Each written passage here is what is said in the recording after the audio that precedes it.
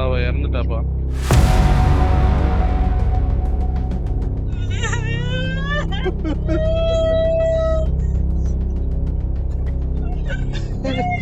என்னதுப்பா? கேஎம்சி இட்டு போறாங்கப்பா. என்னங்க யாருப்பா? என் பிள்ளைல என் பேர பிள்ளைல இருக்குப்பா. வீட்டுல தான் இருக்கிறாங்க. நான் வீட்டுல இருந்து வர சொல்லிக்கிறேன் தங்கச்சி எல்லாம். சரி அது இருக்கட்டும். இப்ப பாப்பா எங்க தூக்கு மாட்டுச்சு? வீட்டுல. வீட்டுல எதுக்கு தூக்கு மாட்டுச்சு? வீட்டுக்கு நீ போனியா? நான் இல்ல. ஆ? நான் இல்லப்பா. நானு இல்லாம எப்படி அங்க உனக்கு தான் தெரியும்? எனக்கு போன்ல பேசியிருந்தது. யாரு? அவதான். சரி அந்த நீ போன் போட்டுச்சு. போன் போட்டுதான் உனக்கு தூக்கு மாட்டிடுச்சா? போன் போட்டு சாவ போறேன்னு சொன்னான். சரி எதுக்கு? எதனால உங்க ரெண்டு பேரும் பிரச்சனை? பிரச்சனைலாம் எதுவும் இல்லப்பா.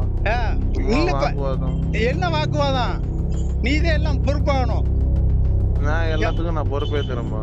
எல்லாம் நீதான் பொறுப்பு. என் பிள்ளை எல்லாத்துக்கும் நான் பொறுப்பேத்துறேன். நான் உன ஏற்கனவே எச்சரிக்கை விட்டுருக்கேன் உனக்கு. நான் எல்லாத்துக்கும் நான் பொறுப்பேத்துறேன்பா. என்ன பொறுப்பு எடுத்துருக்க? என் பிள்ளை உசுர கொடுப்பியா நீ? நீ எதுக்குடா எனக்கு? என் பிள்ளை உசுர.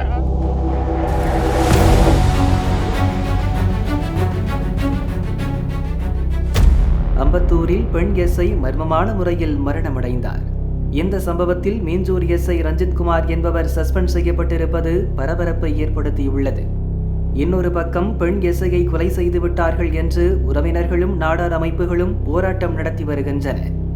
எஸ்ஐ அந்தோணி மாதாவுக்கு அப்படி என்ன நேர்ந்தது என்பதை பார்க்கலாம். விருதுநகரைச் சேர்ந்தவர் அந்தோணி மாதா, வயது 30. இவருக்கு யோவான் என்பவருடன் 2015ஆம் ஆண்டில் திருமணம் நடந்தது. தம்பதிக்கு ஹரிஷ் ஜோஷ்வா, ஆடன் ஜபிக் என 2 மகன்கள். 2020இல் அந்தோணி மாதாவுக்கு எஸ்ஐ வேலை கிடைத்தது. 1 வருட பயிற்சிக்கு பிறகு சட்டம் ஒழுங்கு ஸ்டேஷனில் பணி ஒதுக்கப்பட்டது. பயிற்சியில் இருந்தபோதுதான் அந்தோணி மாதாவுக்கும் ரஞ்சித்குமார் என்ற இன்னொரு எஸ்ஐக்கும் பழக்கம் ஏற்பட்டது. அவரும் ஏற்கனவே திருமணமானவர்தான். 2 பேருக்கும் இடையே திருமணத்தை மீறிய உறவு ஏற்பட்டதால் அந்தோணி மாதாவின் கணவர் யோவான் மனைவியை பிரிந்து சென்றார். அவர்கள் விவாகரத்தும் பெற்றனர். அதன் பிறகு அம்பத்தூரில் வீடு பார்த்து மகன்களுடன் குடியேறினார் பெண் எஸ்ஐ. ரஞ்சித்குமார் விவகாரம் முதலிலிருந்தே அந்தோணி மாதாவின் குடும்பத்தினருக்கு பிடிக்கவில்லை. பலமுறை ரஞ்சித்தை எச்சரித்தனர். மகளை விவாகரத்து செய்ய வைத்ததும் ரஞ்சித்தான் என்று ஆத்திரத்தில் இருந்தனர்.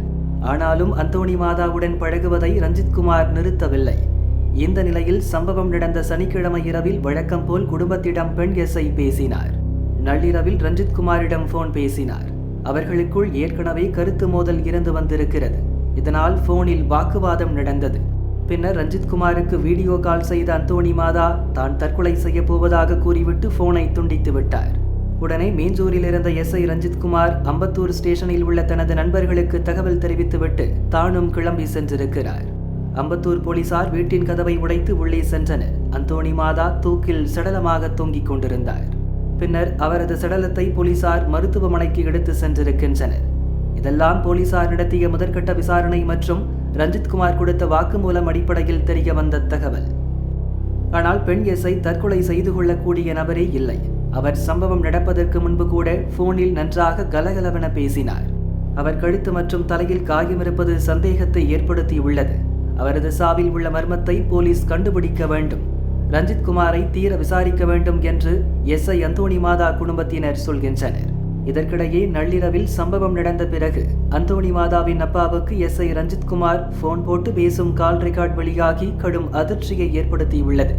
முதல் காலில் அந்தோணி மாதா தூக்கு மாட்டிக்கொண்டார் என்றும் மருத்துவமனையில் சிகிச்சைக்கு சேர்த்திருப்பதாகவும் ரஞ்சித்குமார் சொல்கிறார். ஹலோ சொல்லுங்கப்பா. எங்க பாருங்க? இன்னும் இங்க இருந்து கிளம்பலப்பா. அங்கதான் வருவாங்க. இன்னும் கிளம்பலையா? இங்க இருந்து கிளம்பல. எல்லாம் இங்க போலீஸ் எல்லாம் வந்திருக்காங்க, விசாரிச்சுட்டு இருக்காங்க. சரி நீங்க அங்கே இருங்க, வருவாங்க, கூட்டு இல்ல. இப்ப நீங்க அந்த பாப்பா எங்க இருக்கு? பாப்பா இப்ப இங்கதான் இருக்கு. எங்க வீட்லயா? இல்ல ஹாஸ்பிடல்ல, மகாலட்சுமி ஹாஸ்பிடல்ல செக் பண்ணாங்க. சரி அவங்கதான் எதுவும் இல்லைன்ற மாதிரி சொன்னாங்க. அதுக்கப்புறம் தான் கேஎம்சி கிட்ட போறோம். சரி அது இருக்கட்டும். இப்ப பாப்பா எங்க தூக்கு மாட்டுச்சு? வீட்டுல. வீட்டுல எதுக்கு தூக்கு மாட்டுச்சு? வீட்டுக்கு நீ போனியா? நான் இல்ல. நான் இல்லப்பா. நானு இல்லாம எப்படி அங்க உனக்கு தான் தெரியும்? எனக்கு போன்ல பேசியிருந்தது. யாரு? அவதான். சரி அந்த நீ போன் போட்டுச்சு. போன் போட்டுதான் உனக்கு தூக்கு மாட்டிடுச்சா? போன் போட்டு சாவ போறேன்னு சொன்னான். சரி எதுக்கு? எதனால உங்க ரெண்டு பேரும் பிரச்சனை? பிரச்சனைலாம் எதுவும் இல்லப்பா. ஆ, சும்மா இல்லப்பா. வாக்குவாதம். என்ன வாக்குவாதம்? நீதான் எல்லாம் பொறுப்பாகணும். நான் எல்லாத்துக்கும் நான் பொறுப்பேத்துறேன்ப்பா. எல்லாம் நீதான் பொறுப்பு. என் பிள்ளை எல்லாத்துக்கும் நான் பொறுப்பேத்துறேன். நான் உனக்கு ஏற்கனவே எச்சரிக்கை விட்டுருக்கேன் உனக்கு. நான் எல்லாத்துக்கும் நான் பொறுப்பேத்துறேன்ப்பா. எல்லாம் பொறுப்பு எடுத்துருக்க. என் பிள்ளை உசுர கொடுப்பியா நீ? நீ எதுக்குடா எனக்கு? என் பிள்ளை உசுரா? நீ வா, நீ வந்து நீ என்ன வந்து மாட்டு. நான் ஏற்கனவே உன்ட்ட சொல்லியிருக்கேன், படிச்சு என் ஒரு குடும்பத்தை பிடிச்சு கூப்பிடுறேன். என்ன வா, நீ வா, ஒழுங்கா வா. நீ நான் வரேன்ப்பா. என் பிள்ளை உனக்கு என்ன துரோகம் பண்ணிச்சு உனக்கு? என் முன்னாடி வாடா நீ. நான் வரேன்ப்பா. நான் அன்னைக்கு நான் ஒண்ணு என்ன சொன்னேன், விட்டுட்டு ஓடி போயிடுறான். இல்லை ஏன்டா கொண்டு விட்டுறான்ல லூசு போல. எனக்கு வந்து நீ வா. நீ என் சின்ன பையன் எங்க? என் பேரங்கள எல்லாம் வீட்டுல தான். என் பேரங்களை கொண்டு ஓட்டியா நீ? வீட்டுல தான் இருக்கிறான். சரி வா, என் பையன் வர்றான். தம்பி, என் பையன் வீட்டுல தூங்குறாங்க. எல்லாம் வீட்டுல தான் தூங்கிக்கிறாங்க. உங்களுக்கு தெரியாது பசங்க. சரி, நான் என் பையன் வர்றேன், கூட்டு வருவேன். போய் பசங்களை கூட்டு வருவான். சரிப்பா. வீடு தெரியுமில்லப்பா? தம்பி போடா, கூட்டு வாடா. தம்பி ஊசி கூட்டு வாடா ரெண்டுத்தையும். நீ இங்க கூட்டு இங்க வாப்பா. நீ வக்கீல் பார்க்க வாப்பா. நீ வரேன்ப்பா. வா தம்பி, போய் கூட்டு வா. தம்பியில கூட்டு வா போ. ஏன் சொல்ல வேணாம், சொல்லாம கூட்டு வந்துரு. வாடா, ஆச்சிட்டு காடான்னு கூட்டு வா. வா பாப்பா. வரேன்ப்பா. முதல் கால் பேசிய சிறிது நேரத்தில் பெண் எஸ்ஐ அப்பாவுக்கு மீண்டும் போன் செய்கிறார் எஸ்ஐ ரஞ்சித்குமார். அப்போதுதான் அந்தோணி மாதா இறந்துவிட்ட தகவலை சொல்கிறார். இதை கேட்டதும் பெண் எஸ்ஐ அப்பாவும் வீட்டில் இருந்தவர்களும் இடிந்து போனார்கள். அவர்கள் கதறல் சத்தம் அந்த ஆடியோவிலும் கேட்கிறது. அவளை கேஎம்சி கிட்ட போறாங்க. கேஎம்சிக்கா? ஆமா. எந்த கேஎம்சி? Kilpauk medical college. அவ இறந்துட்டாப்பா.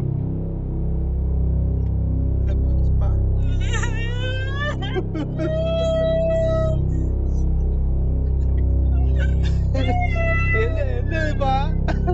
கேஎம்சி கிட்ட போறாங்கப்பா. என்ன யார் பையன்? என் பிள்ளைல, என் பேர பிள்ளைல இருக்குப்பா. வீட்டுல தான் இருக்கிறாங்க. நான் வீட்டுல இருந்து வர சொல்லிக்கிறேன் தங்கச்சி எல்லாம்.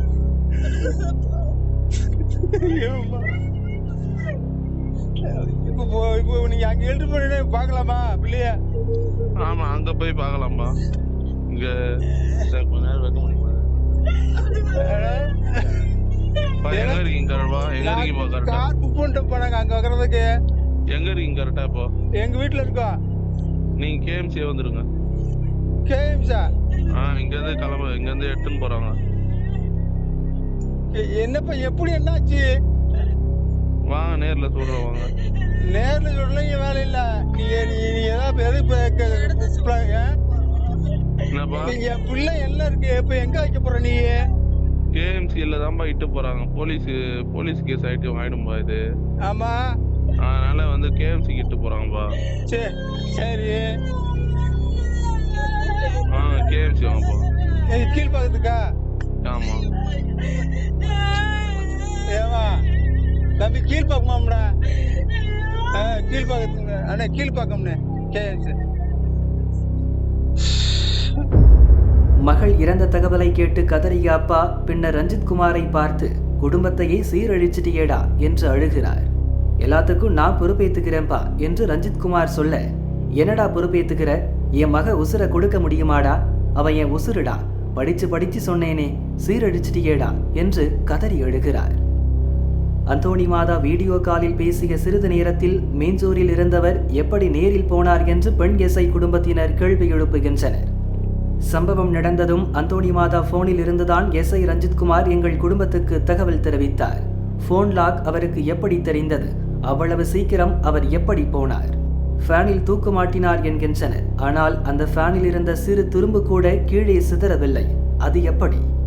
சம்பவம் நடந்தபோது தூங்கிய மகன்களுக்கு சத்தம் கேட்காமல் போனது ஏன்? தலை கழுத்தில் இருக்கும் காயம் எப்படி வந்தது என அடுக்கடுக்கான சந்தேகங்களை பெண் எஸ்ஐ வீட்டார் கிளப்புகின்றனர். இது தொடர்பாக அதிர்ச்சி வீடியோவை பெண் எஸ்ஐயின் தங்கை மரியா வெளியிட்டுள்ளார். இது அக்கா உண்மையாவே தூக்கு போட்டு சாகலை. இதை என்னால் கன்ஃபார்மாக சொல்ல முடியும். ஏன் அப்படின்னா அவங்க வந்து அக்கா வந்து 12:30 மணிக்கா இறந்துட்டதா சொல்கிறாங்க. 12 மணிக்கு இறந்தா எங்களுக்கு ஏன் 1:20க்கு கால் பண்ணணும்? ஃபர்ஸ்ட் ஆஃப் ஆல் ஒருத்தவங்க தூக்கு போடுறாங்க அப்படின்னா அவங்க பிளட் ரிலேஷன்கிட்ட யார்ட்டையாவது ஃபோட்டோ எடுக்கணும், இல்லைனா வீடியோ எடுத்து வைக்கணும், இல்லைனா கால் பண்ணி சொல்லணும்ல அவங்கக்கிட்ட. அவங்க எதுவுமே எங்களுக்கு இன்ஃபார்ம் பண்ணலை. எதுவுமே அவங்களா வந்தாங்களாம் எங்ககிட்ட. அவங்க சொன்னது நாங்கள் போனோம், இந்த மாதிரி எங்களுக்கு வந்து கால் வந்தது, நாங்கள் போனோம், அவங்கள இறக்கி கொண்டு போய் வேகமாக பொழைச்சிருவாங்கன்னு சொல்லிட்டு ஹாஸ்பிட்டலில் சேர்த்தோம், அங்கே இருந்துட்டு செத்து போயிட்டாங்க அப்படி சொல்கிறாங்க. எங்களுடைய கேள்வி என்னென்னா, ஏன் ஃபர்ஸ்ட் ஆஃப் ஆல் பேரண்ட்ஸுக்கு ஏன் இன்ஃபார்ம் பண்ணலை? அவங்க வந்து அக்காவை தூக்கிட்டு போய் ஐசியூவில் அட்மிட் பண்ணதான் சொல்கிறாங்க.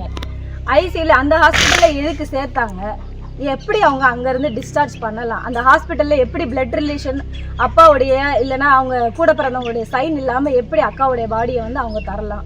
எப்படி அவங்க கேஎம்சிக்கு கூட்டிகிட்டு வரலாம் அப்படின்றது தான். அதுக்கு இடையில எதுக்கு இவ்வளோ நேரத்தை ஏன் கடத்தினாங்கன்றதும் எங்களுக்கு டவுட்டு. அது மட்டும் இல்லாமல் எதுக்காக 1 மணிக்கு 1:30 மணிக்கு அப்பா காலுக்கு அக்கா ஃபோன்லேருந்து எதுக்கு மீஞ்சூர் போலீஸ் ஸ்டேஷன் ரஞ்சித்குமார்ன்றவர் எதுக்கு எங்களுக்கு வந்து கால் பண்ணணும்? அவர் மீஞ்சூர்லேருந்து எதுக்கு இங்கே வந்தார்? இங்கே உள்ளே வந்து அக்கா ஃபோன்லேருந்து அக்கா லாக்கை எப்படி எடுத்தாங்க? அக்கா ஃபோன்லேருந்து எப்படி ஃபோன் பண்ணாங்க? அப்படின்றது தான் எங்கள் கேள்வியே. அவர் ஏன் அங்கே வரணும்? எங்களுக்கு முழுக்க அந்த ரஞ்சித்குமார் அவர்கிட்ட தான் எங்களுக்கு சந்தேகமாக இருக்குது. அதுக்கான அக்கா வந்து தூக்கு போட்டு செத்ததான் சொல்கிறாங்க. ஆனால் வந்து அதுக்கான எவிடன்ஸ் எதுவுமே எங்ககிட்ட காட்டலை. வீட்லேயும் நாங்கள் போய் பார்த்தோம், அதுக்கான எவிடன்ஸ் ஒன்று கூட இல்லை. ஃபேனில் தூக்கு மாட்டிட்டு சாவறாங்க, ஃபேனில் அந்த தூசி கூட படியாமல் அப்படியே இருக்குது. எப்படி அவள் தூக்கு மாட்டிட்டு செத்தானே எங்களுக்கு தெரியல. எப்படி பிள்ளைங்க வந்து தூங்கிட்டு இருந்தாங்கன்னா பிள்ளைங்க அதே வீட்லேயே படுத்திருக்காளாம். பிள்ளைங்க 2 பிள்ளைங்க தூங்கிட்டு இருக்காங்க, அதே வீட்லேயே தூக்கு போட்டிருக்கா. பூட்டை உடச்சி உள்ளே வந்திருக்காங்க போலீஸ்காரங்க. பூட்டை உடச்சி அந்த சத்தம் கூட கேட்காம எப்படி பிள்ளைங்க தூங்கிட்டு இருப்பாங்க? தூங்கலையே, எப்படி தூங்கிட்டு இருக்காங்கன்னு சொல்கிறாங்களே. அக்காவை தூக்கிட்டு போயிருக்காங்க, இவ்வளோ நடந்திருக்கு, பிள்ளைங்க 2 பேர் தூங்கிட்டு இருக்காங்க, எந்திரிக்கலன்னு சொல்கிறாங்க. தனியாக விட்டுட்டு அப்படியே தனியாக விட்டுட்டு போயிட்டாங்க. திருப்பி போய் நாங்கள் போய் தம்பிங்களை தட்டி எழுப்பி நாங்கள் கூட்டிகிட்டு வந்தோம். எங்களுக்கு ஃபுல்லாகவே இது வந்து ஒரு மர்மமாக இருக்குது. என்ன எங்களுக்கு வந்து எங்கள் அக்காவுடைய சாவுக்கு வந்து எங்களுக்கு நியாயம் வேணும். அவளை வந்து கொலை தான் பண்ணியிருக்காங்க.